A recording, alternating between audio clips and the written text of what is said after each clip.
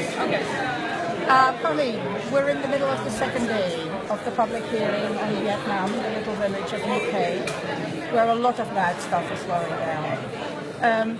What is your feeling about the public hearing up until now? Well, I must say I'm really pleased about how it's gone until now. As you may have seen yesterday, I was involved in the presentation of the evidence, and I feel like we found a nice way of presenting it by going through the investigation chronologically and showing such key highlights of what we found in the village and in other locations nearby. It was very clear, the whole presentation, the case file, the evidence, it was very clear and shocking, deeply shocking. Yeah. And I must say that we as W.A.R, we've been dealing more with the other side, the horrific pictures and videos of the murdered animals and chopped away horns and ivory. Yeah. But to see these people on the other side touching the tusks and having no feeling whatsoever, No. except money. Yeah.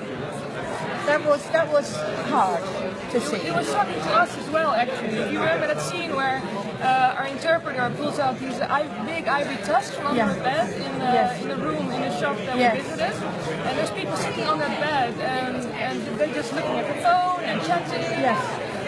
Probably their relatives of the owner of that shop, and they're just used to all this. There is no connection, no emotional connection to the animals anymore. There was 6 ivory tusks from 3 elephants. Yeah. So I see that and I get shocked because I'm thinking, well, there were 3 elephants that died from this. Yes. And what I'm happy about is that we now have this opportunity to throw a spotlight on what's going on there, and not just make the world realize what's going on, but also to make Vietnam feel some of the pressure that this is just unacceptable. Yes.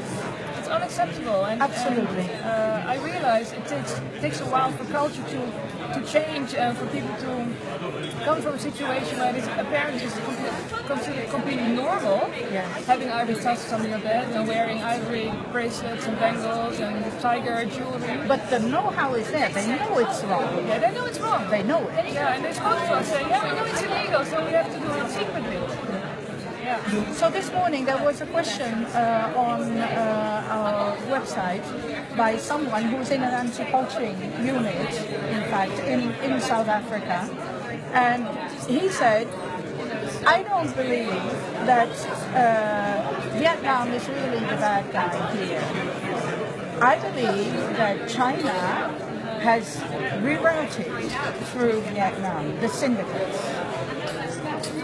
That China hasn't got any clean hands as far as this is concerned. They're cracking down on everything, but the syndicates are the ones who have set up this illegal way to get it into China and to sell it. What do you think about that? I don't entirely agree with that. What we've seen here is that there's Vietnamese syndicates, because that what we exposed is a Vietnamese syndicate working with Vietnamese syndicates elsewhere in the world. This is all Vietnamese organized crime. It's true, there's very much supplying a Chinese market.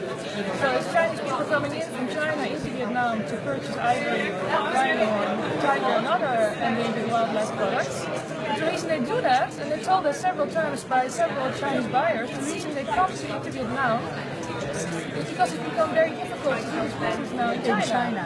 Yes. China has cracked down on illegal wildlife trade. Of course, they're not there yet, but it is a very big country, and it takes a while to root out crime like that. But they have taken a stance, I think, and I think Vietnam should do the same. And what I also want to say is that we also discovered that in the whole smuggling operation from Vietnam to China, it's the Vietnamese bribing Vietnamese customs to get the goods in. And they said several people told us that we can't bribe Chinese customs.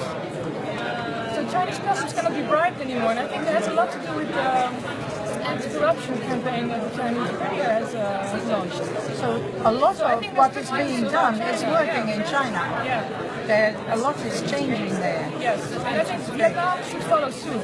Yes. I really feel like there's hope if Vietnam manages to turn things around, because if they do, I'm sure it's going to be much more difficult to feed into this market in China.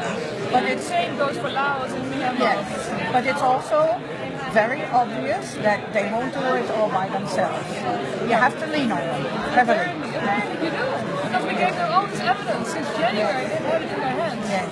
And we gave them more evidence in August, and they've just been sitting on it. And well, we've really provided them with all the tools they could use to crack down on it. They could have done a lot more. Yeah, I really feel so, and that's why I'm happy that we're here. I think this is the right time to Yes. be here. The world gets to know Ramp up the now. pressure.